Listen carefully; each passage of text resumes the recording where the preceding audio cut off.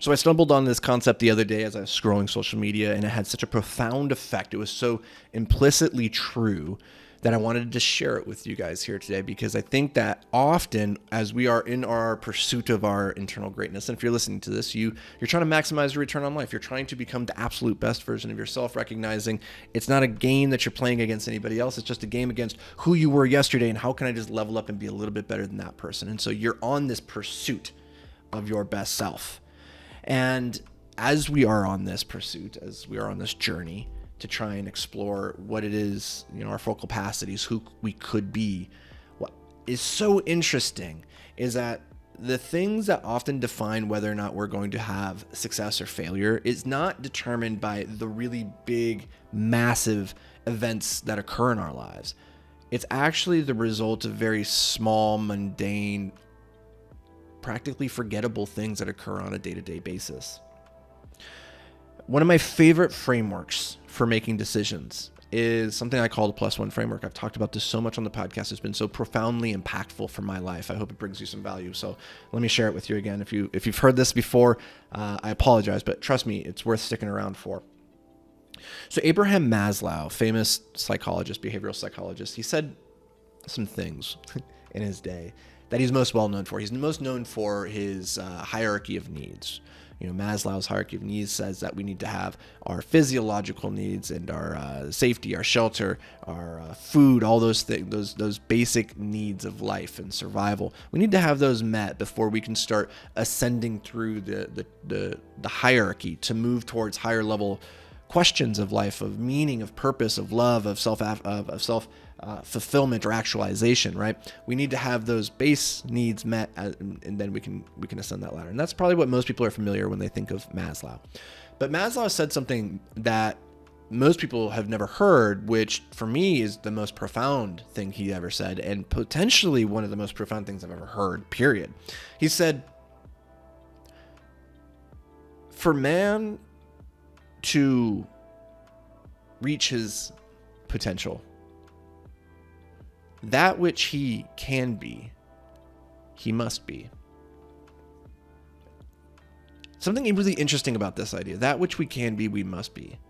And this is pulled out of a larger passage. So for a little bit of context, he's talking about how if we want to avoid discontent and displeasure in life, if we don't want to feel as though this emptiness inside, as though we're not tapping into our potential, which I think a lot of us can relate to, then we have to be moving towards that greatness.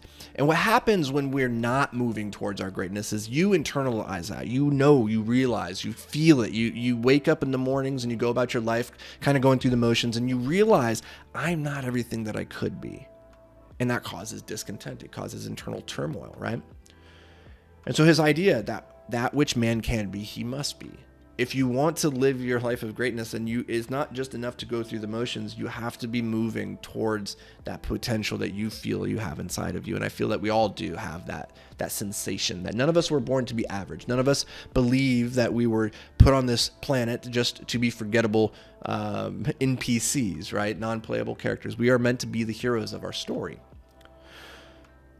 And so baked into this idea of that which we can be, we must be, Maslow then shared this other mental model, which I called the +1 framework of decision making. And he said this: imagine that you're standing on a road and in front of you there are signs stretching off into the distance. And these signs are at equal distance, but each one says +1. It just says +1, +1, +1, +1 off into the horizon as far as that you can see.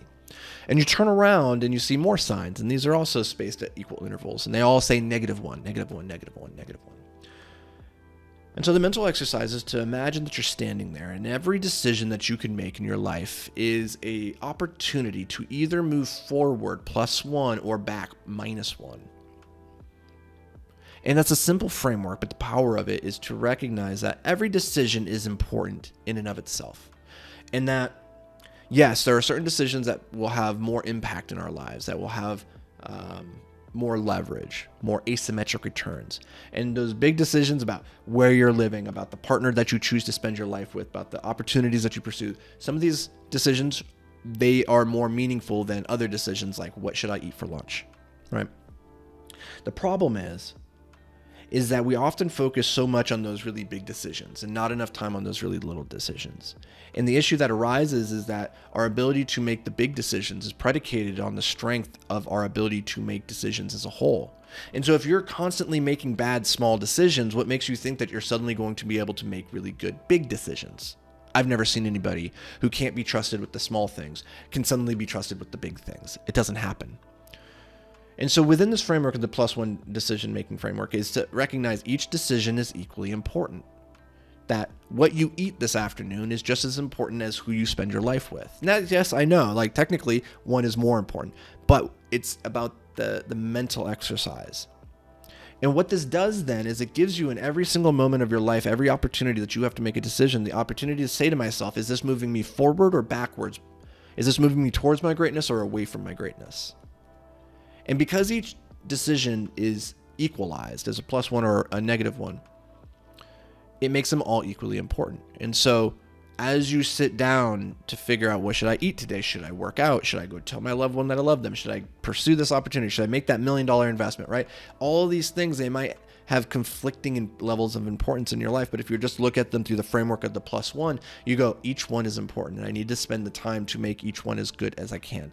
And every decision in life is generally moving you forward or it's moving you back.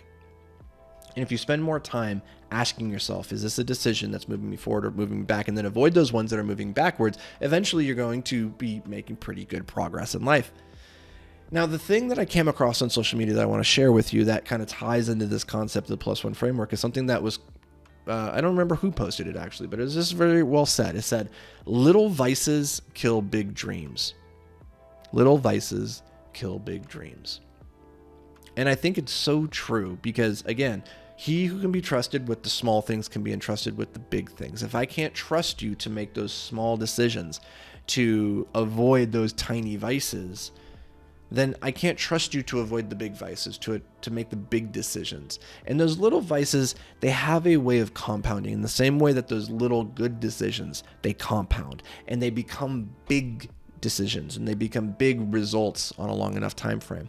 And so I just want to share this with you because it's so powerful in my own life to come at everything that I do and say, this is important, this matters. Because how you do anything is how you do everything. And that's not technically true, but it's true enough, or at least in the trajectory of truth, to be useful on a day-to-day framework. So I hope this brings you guys a little bit of food for thought. Just remember, little vices kill big dreams. Every decision is equally important. So what are those little vices in your life that you're giving, that you're partaking in? You're giving yourself permission to slack a little in these areas. Where can you tighten it up? Because each one of those things, if it's not moving you forward, it is by definition pulling you back. So I hope this helps you on your journey to achieve your own greatness. I believe in you. I have full confidence that you will get there. If you just stay on the path, keep moving forward, don't turn around, don't take any steps back, and I will catch you in the next episode. But until then, my beautiful friends, stay hyper-focused.